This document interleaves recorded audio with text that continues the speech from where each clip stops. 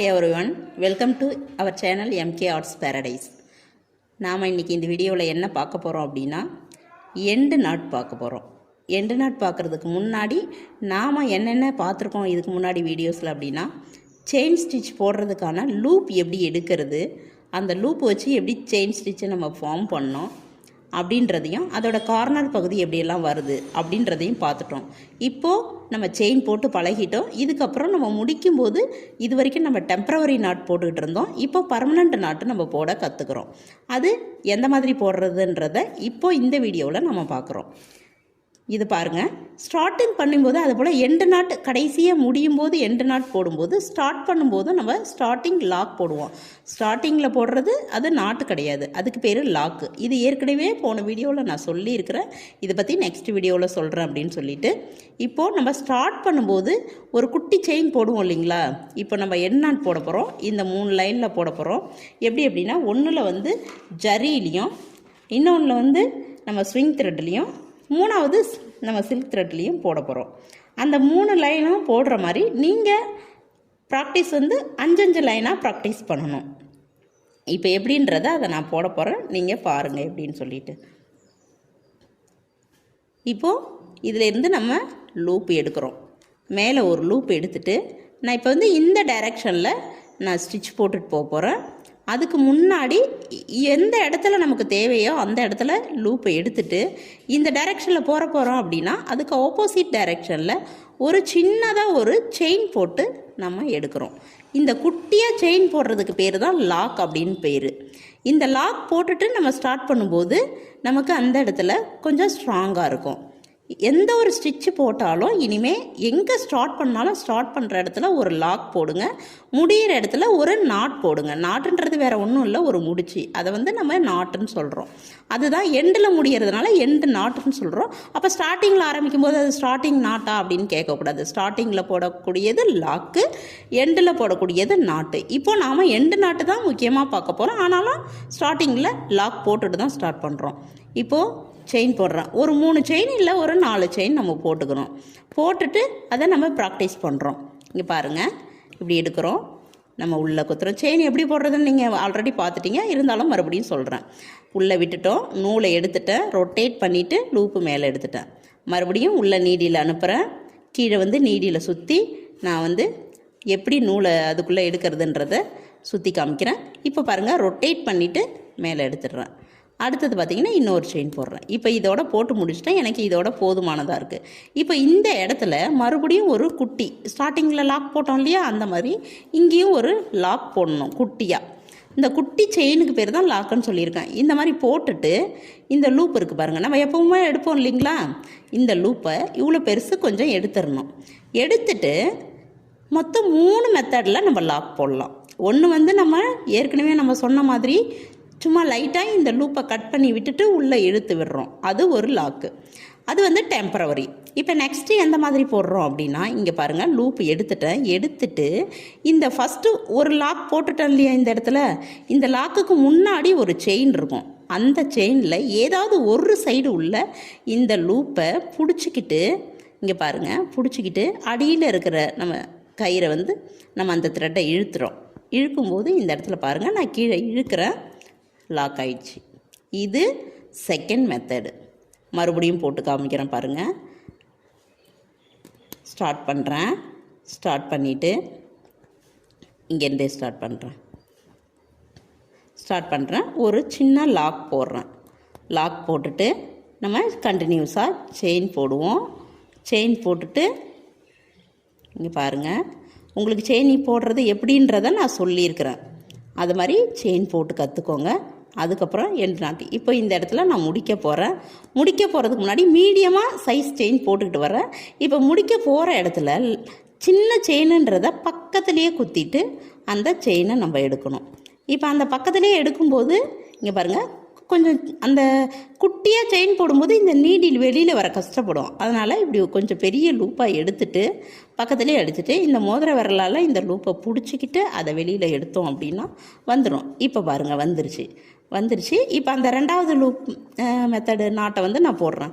இதில் விட்டுட்டு என்ன பண்ணுறோம், இதுக்கு முன்னாடி இருக்கிற செயினில் உள்ள இந்த செயின் இருக்குங்களா, 2 சைடும் இந்த பக்கம் ஒரு த்ரெட் இருக்கும், இந்த பக்கம் ஒரு த்ரெட். அதில் ஏதாவது ஒரு த்ரெட்டை இப்படி இழுத்து பிடிச்சிக்கிட்டு இங்கே பாருங்கள், மேலே இருக்கிறது அந்த அடியில் இருக்கிற த்ரெட்டை நான் இழுக்கிறேன். இதை வந்து ஸ்ட்ரைட்டாக பிடிச்சிக்கிட்டு இழுக்கிறேன். அப்போ தான் கீழே அந்த நீடியில் தாண்டி வரும், இல்லைன்னா வராது. இங்கே பாருங்கள், இப்போ சிக்கிருச்சு. சிக்கும்போது நமக்கு வந்து அந்த நாட்டு திரும்ப இங்கே பாருங்கள், நான் எடுக்கிறேன், எடுத்துருச்சு. இந்த மாதிரி எடுக்கக்கூடாது. நான் திரும்ப போட்டுட்டு அதுக்காக தான் என்ன பண்ணுறது அப்படின்னு பார்த்தீங்கன்னா, இந்த குட்டி லாக்கை போட்டதுக்கப்புறம் இந்த லூப்பை கொஞ்சம் பெருசாக எடுத்துட்டு இதை ஏதாவது ஒரு செயின் இங்கே பாருங்கள் எடுக்கிறேன், எடுத்து இழுத்து பிடிக்கிறேன். பிடிச்சதுக்கப்புறம் இந்த விரலால் இதை வந்து இங்கே பாருங்கள், நான் இப்போ இந்த சைடு எடுக்கிறேன். முன்னே அந்த சைடு எடுத்து காமிச்சேன், இல்லை இந்த சைடு ஏதோ ஒரு சைடு நம்ம எடுக்கிறோம். மறுபடியும் நான் அந்த சைடு எடுத்துக்கிட்டேன். இப்போ இழுத்து பிடிச்சிட்டு இந்த விரலால் இந்த கீழே அந்த லூப்பை தள்ளிட்டு நான் இதை இழுத்து பிடிச்ச மணிக்கே கீழே இழுக்கிறேன். இழுத்து டைட் பண்ணிட்டேன். இப்போ இதிலேருந்து நான் ரிலீவ் பண்ணிடுறேன் இந்த நீடியில். இப்போ பாருங்கள், நான் இழுக்கிறேன் டைட்டாக, அந்த தையல் பிரியாது. இங்கே பாருங்கள், நான் இழுக்கிறதோட ப்ரெஷர் உங்களுக்கு இந்த இடத்துல தெரியும், குடியாக போகுது பாருங்கள். அப்போவும் இந்த நாட்டு வந்து எடுக்கலை. இது 2வது மெத்தடு. இப்போ 3வது மெத்தடு எப்படின்றத நான் காமிக்கிறேன். இது வந்து வரல அப்படின்னா போடுங்க, ஆனால் 3வது போடக்கூடிய விஷயத்த எப்போவுமே மனசில் வச்சுங்க. அதுதான் நமக்கு எப்பயுமே போடக்கூடிய லாக்கு. போடக்கூடிய இந்த ஃபஸ்ட்டு லாக்கு. அடுத்தது நம்ம எண்டு நாட் போடுறோம். இங்கே பாருங்கள், செயின் போட்டுட்டேன். மறுபடியும் போட்டு முடித்த உடனே இப்போ நான் மறுபடியும் குட்டி லாக் போடுறேன். அதே தான், குட்டி லாக் போட்டு பெருசாக லூப் எடுத்துட்டேன். லூப் எடுத்துகிட்டு இந்த லூப்புக்குள்ளேயே போயிட்டு பக்கத்துலேயே மறுபடியும் இன்னொரு லூப்பை முன்ன என்ன பண்ணோம், இதிலேருந்து இப்படி ரொட்டேட் பண்ணி திரும்பி இந்த லூப்பை நம்ம பிடிச்சிக்கிட்டு அதை உள்ளே எடுத்தோம். இப்போ அப்படி செய்ய போகிறதில்ல. இப்போ இந்த லூப்புக்குள்ளே போயிட்டு இந்த இடத்துல மறுபடியும் உள்ளே நான் ப்ரெஸ் பண்ணுறேன். அந்த நீடியில் பண்ணிவிட்டு இந்த லூப்பை நான் பிடிச்சிக்கிறேன். ஏன் பிடிக்காமலே நம்ம இழுக்கலாம், இது ஜரியில் வந்து நமக்கு வந்துடும். ஆனால் த்ரெட்டில் பண்ணும்போது இந்த லூப்பு எடுத்த லூப்பு கீழே நம்ம லூப்பு எடுக்கிறதுக்கு முன்னாடி இது உள்ளே போகிற மாதிரி இருக்கும். அதனால் இந்த லூப்பை நம்ம இந்த மோதிர விரலால் பிடிச்சிக்கிட்டு கீழே த்ரெட்டை சுற்றிட்டு நீங்கள் என்ன பண்ணுறீங்கன்னா மேலே இப்படி எடுக்கிறீங்க. எடுத்துட்டு இதை மேலே இழுக்க இழுக்க இந்த முன்னாடி எடுத்த லூப்பு பார்த்திங்கன்னா குட்டியாக போய்கிட்டே இருக்கும். இதை ரொம்ப குட்டியாக ஆக்காமல் என்ன பண்ணுறோம், ஒரு மீடியமான சைஸ், இந்த சைஸ் வந்த உடனே இங்கே பாருங்கள், இந்த 2வது எடுத்த லூப்புக்குள்ளே உள்ளே விட்டுருக்குறோம். ஆனாலும் அந்த லூப்பை இங்கே பாருங்கள், முன்ன வந்து நம்ம எடுக்கும்போது இந்த முனை வந்து இந்த டைரெக்ஷனில் திரும்பியிருக்கோம். இப்போது அந்த அப்படியே ஆப்போசிட்டில் இந்த சைடு இந்த முனையை திருப்பிட்டு அப்படியே என்ன பண்ணுறோம், இந்த லூப்புக்குள்ளே விட்ட மணிக்கே அந்த குட்டியாக இருக்கிற லூப்பை பிடிச்சிக்கிறோம். பிடிச்சிட்டு நான் ஸ்ட்ரைட்டாக 90 டிகிரியில் நீடியில் வச்சுட்டேன். இப்போ அடியில் இருக்கிற நூலை நான் இழுக்கிறேன்.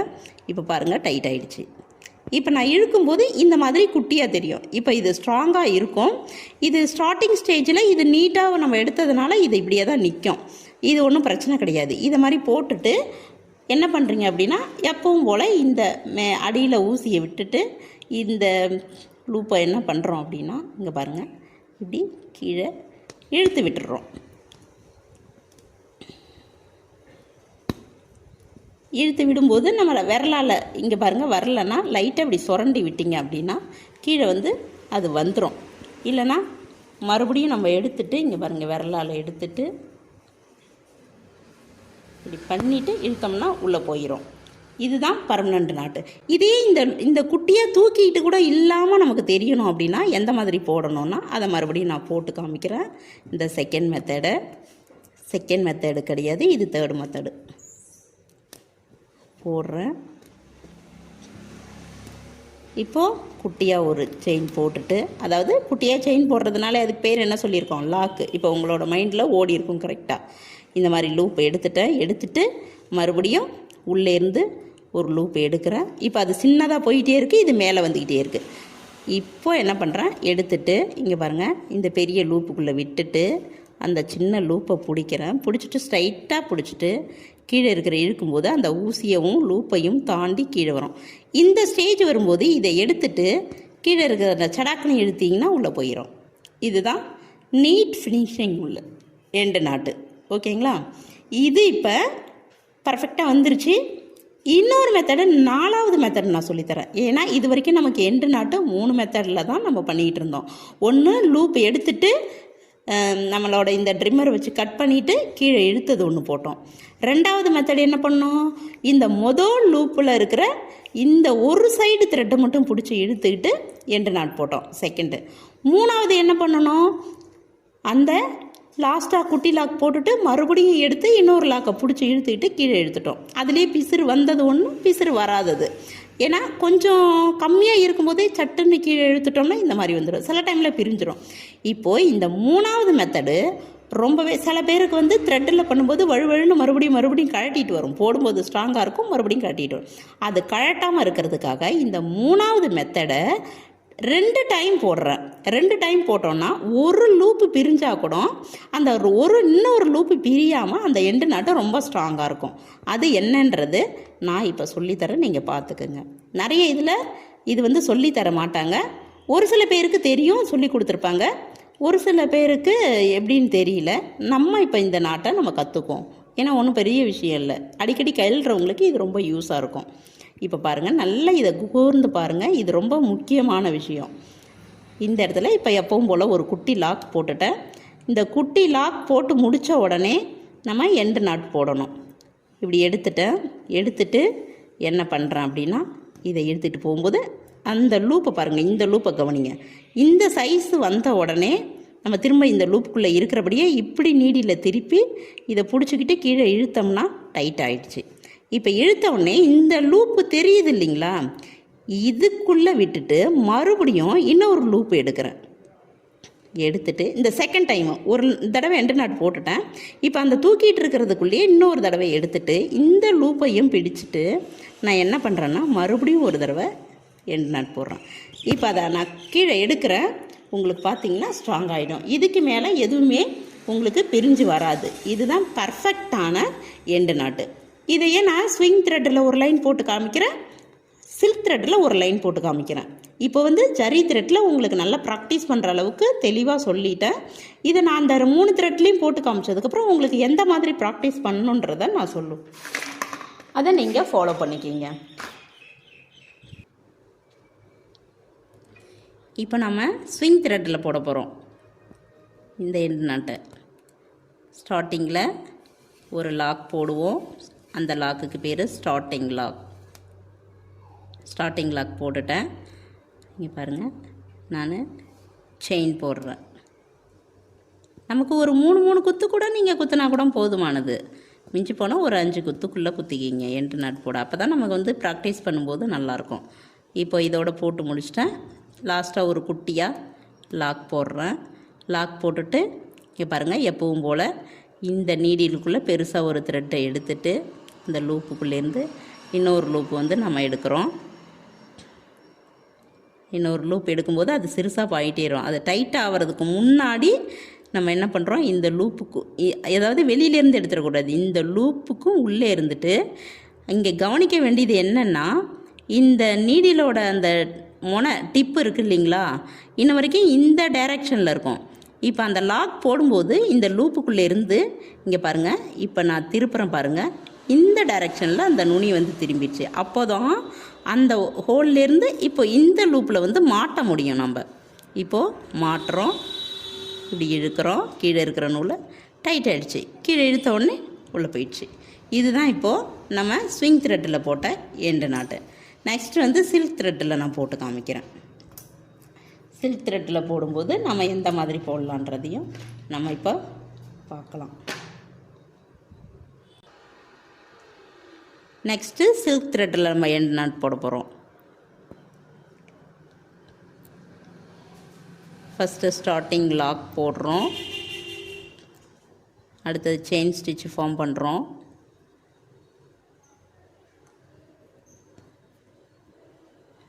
உங்களுக்கு இது வந்து புரியலைன்னா பல முறை போட்டு பாருங்கள். புரியலை அப்படின்னா டவுட் வந்து கேளுங்க, மேலே தெரிகிற அந்த நம்பருக்கு கால் பண்ணி கேளுங்க. அதே சமயம் நீங்கள் நிறைய ப்ராக்டிஸ் பண்ணதுக்கப்புறம் இதை கேளுங்க.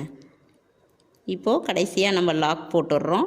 லாக் போட்டதுக்கப்புறம் இந்த லூப் எடுத்துகிட்டு இதில் பார்த்திங்கன்னா டபுள் த்ரெட்டு தான் நம்ம எப்போவும் எடுக்கணும். சில்க் த்ரெட்னா அது ஆல்ரெடி உங்களுக்கு சொல்லியிருக்கேன், உங்களுக்கும் நல்லாவே தெரியும். இப்போ பாருங்கள், இதில் இன்னொரு விஷயம் நீங்கள் என்ன கவனிக்க வேண்டும்னா, இந்த லூப்பு பெரிய லூப் எடுத்ததுக்கப்புறம் உள்ளேருந்து எடுக்கும்போது அடிக்கடி நூல் கழலும். அப்படி கழலும்போது நீங்கள் கீழே ஒரு சுற்று சுற்றுறதுக்கு பதிலாக 2 சுற்று சுற்றிட்டு நீங்கள் இப்படி எடுக்கிறீங்கன்னா கொஞ்சம் நமக்கு சீக்கிரம் வர்றதுக்கான வாய்ப்பு இருக்குது. இங்கே எடுத்துகிட்டு மேலே வந்தவுடனே ரிமூவ் பண்ணிடணும். பண்ணிவிட்டு அந்த நம்ம சுற்றணும் இல்லையா 2 தடவை, அதெல்லாம் எடுத்துகிட்டு இங்கே பாருங்கள். இப்போது அந்தாண்டை போட்ட நம்ம ஸ்விங் த்ரெட்டு கூட இந்தாண்டை வெளில வந்துருக்குது. எண்டு நாட் போட்டுட்டு உள்ளே இழுத்துடுறேன். பாருங்கள் வந்துடுச்சு. இவ்வளோ தான் நமக்கு வந்து எண்டு நாட்டு. இப்போ இதில் இன்னொரு விஷயமும் நான் ஒரு டிப்ஸு சொல்ல விரும்புகிறேன். இந்த த்ரெட்டை நம்ம கட் பண்ணதுக்கப்புறம் இப்படியே எல்லாருமே தூக்கி தூக்கி பாக்ஸுக்குள்ளே போட்டுக்கக்கூடாது.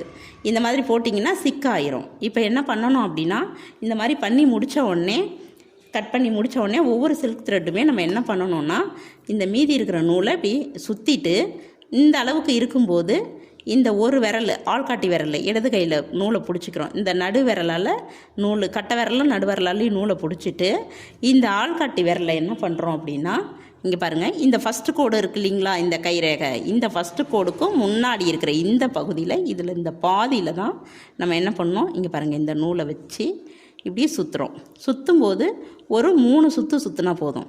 இதுக்கப்புறம் எக்ஸ்ட்ரா நூல் இருக்குது அப்படின்னா இங்கே பாருங்கள், இதை நம்ம பக்கம் இந்த நூலை இந்த இடத்துல நம்ம கட்டை விரலால் பிடிச்சிக்கிட்டு நம்ம பக்கம் சுற்றினோம்னா இது குறைஞ்சிரும்.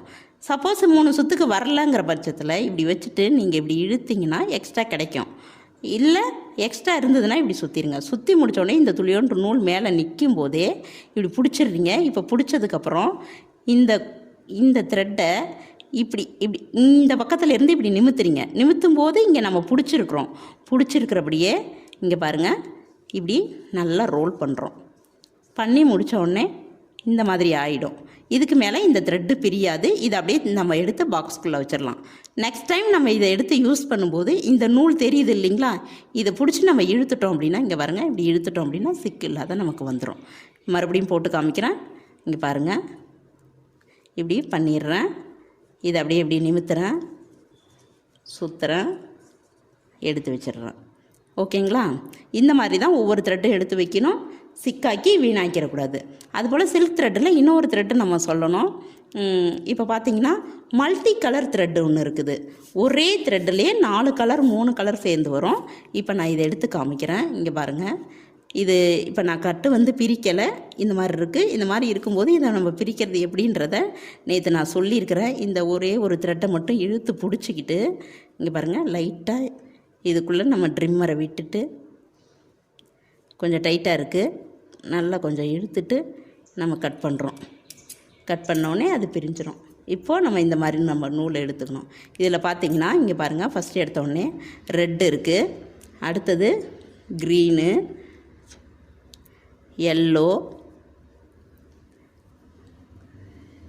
எல்லோவுக்கு அடுத்தது ப்ளூ இருக்குது. இந்த 4 காம்பினேஷனில் இந்த த்ரெட்டு இருக்குது. ஆனால் நீங்கள் சூஸ் பண்ணுற கலரு இது மாதிரி 4 கலராக சேர்ந்த மாதிரி எத்தனை கலரில் வேணுனாலும், எந்தெந்த கலர் காம்பினேஷனில் இருக்குதோ, உங்களுக்கு என்ன கலர் காம்பினேஷன் பிடிக்குதோ அந்த மாதிரி த்ரெட்டு நீங்கள் சூஸ் பண்ணி இதுவும் யூஸ் பண்ணலாம். பார்க்குறதுக்கு எம்ப்ராய்டிங் வந்து நல்லா இருக்கும். Okay, thank you.